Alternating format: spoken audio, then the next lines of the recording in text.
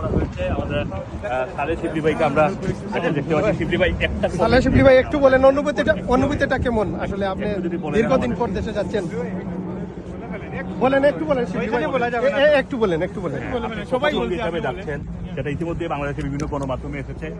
এই 17 বছরের ফেরাটাকে আপনি কিভাবে দেখছেন? 17 বছরের ফেরাটাকে আপনি কিভাবে দেখছেন? আলহামদুলিল্লাহ, অনেকদিন পর দেশে যাচ্ছি, ভালো লাগছে। আর আমাদের সঙ্গে বিএনপির ভারপ্রাপ্ত চেয়ারম্যান তারেক রহমান দীর্ঘ 17 বছর পর যাচ্ছেন বাংলাদেশে। এখনও এসে পৌঁছেননি, আর কিছুক্ষণের মধ্যে এসে পৌঁছবেন।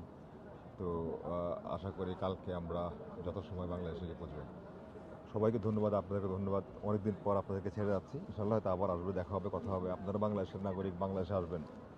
অনেক ধন্যবাদ আপনাদের। আপনিও তো অনেকদিন পরে যাচ্ছেন দেশে। জি, কত বছর পরে যাচ্ছেন?